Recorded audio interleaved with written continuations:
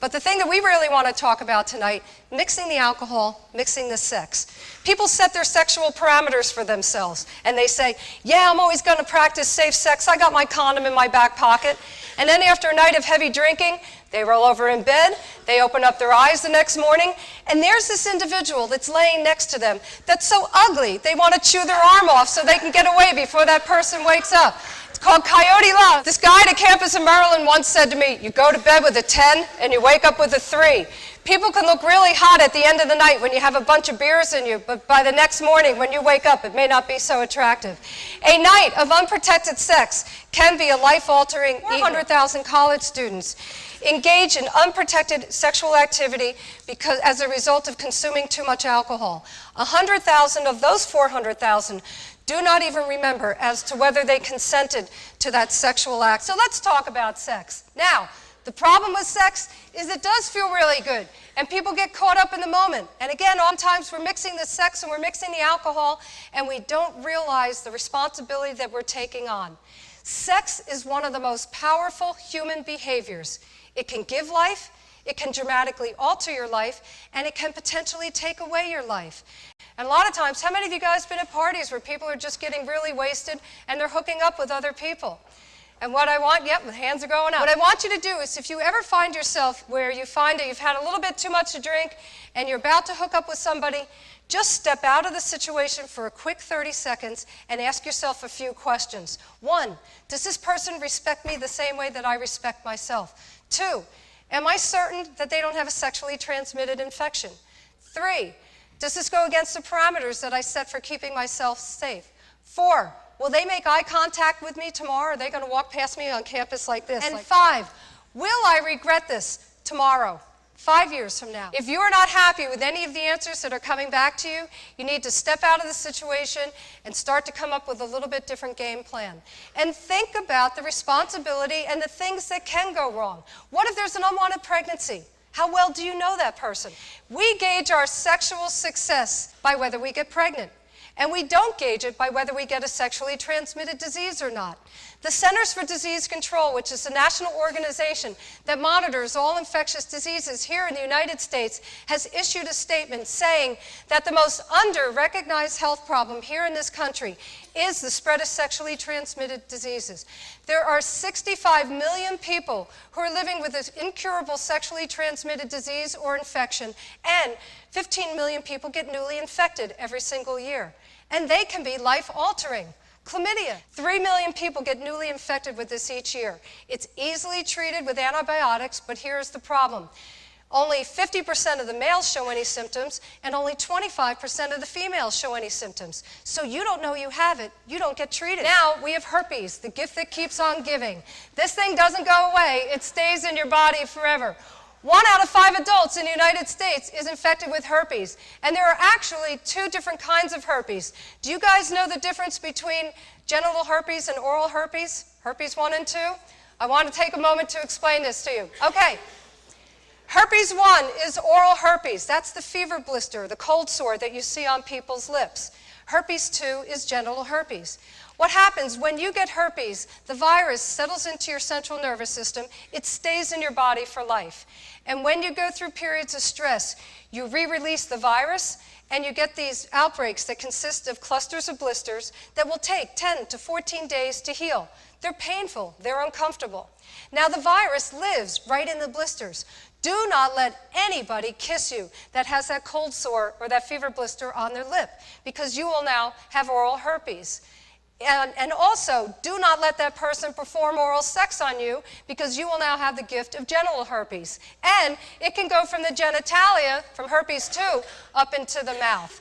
All so often, we mess around in the dark and we don't inspect the things that we're about to play with. Think about it. How many times you go in the back seat of the car, you go out behind a building, or you just don't turn on the lights?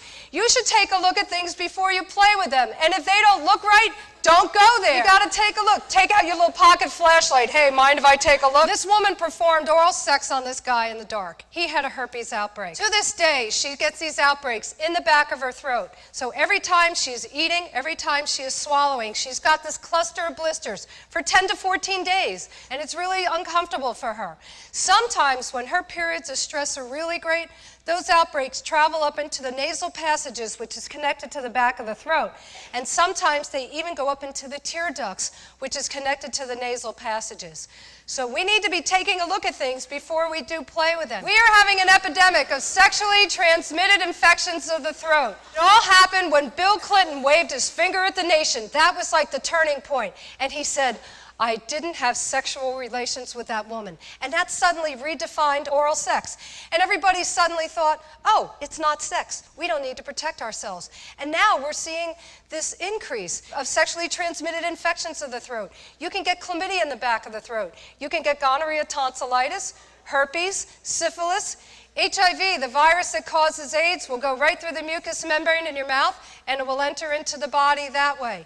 And the one that is most frightful to me, and this is a new trend, we are now seeing a dramatic shift in throat cancer. We are seeing about 34,000 cases of throat cancer in the United States each year.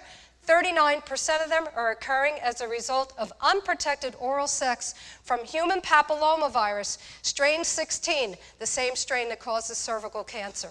If we are providing oral sex on a female, how do we prevent ourselves from coming into contact with the vaginal secretions? Latex dental dam. A latex dental dam is a rectangular piece of latex, and they are flavored. It is like a proverbial ice cream parlor. There's raspberry mocha, chocolate, vanilla, strawberry, banana. You take this rectangular piece of latex and you lay it over the vaginal area, and you will not come into contact with the vaginal secretions. It will provide that barrier. Now, you're in college. You're on a budget. They can be a little pricey. The Centers for Disease Control has also approved the use of saran wrap. He's like, yay, I guessed it. So if your mom's making peanut butter and jelly sandwiches and wondering why she's running out of saran wrap, she may want to talk to you, okay? If we are providing oral sex on a male, we need to use a condom throughout the whole act. Here's the problem. We always neglect to talk about another bodily fluid, pre-ejaculate. And people often get into the scenarios where they mess around first, and then they put the condom on for the grand finale. And you never think about the pre-ejaculate. Pre-ejaculate is a natural lubricant that comes out of a man well before he ejaculates. It contains sperm. So if you're messing around first vaginally without that condom on, you're putting yourself at risk for a pregnancy.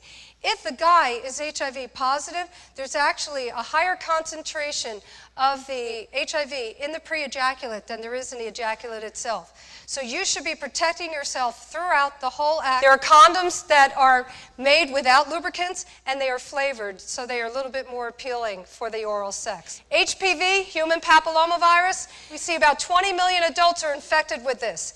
And some strains will cause genital warts. Some more tenacious strains will cause the cervical cancer. I am going to provide you guys with 3 different sexual options tonight.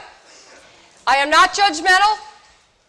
You take what works best for you, but you also have to be willing to live with the consequences of the choices that you do make. What is the safest thing that we can do sexually?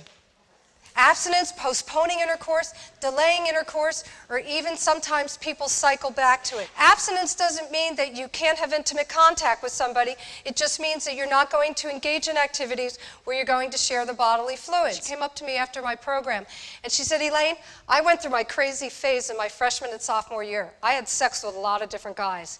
And she said, you know what? I have totally backed off that behavior. And now I have a much higher regard for my body than I've ever had for it before. I feel so much better about myself, and I have so much more respect for myself. So if you as a couple decide to postpone intercourse and you want to remain abstinent, you can be creative. Kissing for a long time is very central. Caressing, massage. If we decide to have the intercourse, what do we need to do to protect ourselves? Don't be a fool, wrap your tool, right? Condom, no, dental dam, no, it'll slip off. You want to use a condom. What kind of condom? Latex. There's always somebody yelling Trojan in the back of the room. Latex. Now, the problem with condoms is they're used by human beings, and the problem with human beings, we don't use things properly, nor do we use them every single time. First of all, we are telling you, regardless of what form of birth control is being used, you need to use a condom each and every time. Start gauging your sexual success by whether you get a sexually transmitted infection or not. And I know friends that are kicking themselves. They know the night that they let their guard down, and some of them have even said to me, it wasn't worth the orgasm.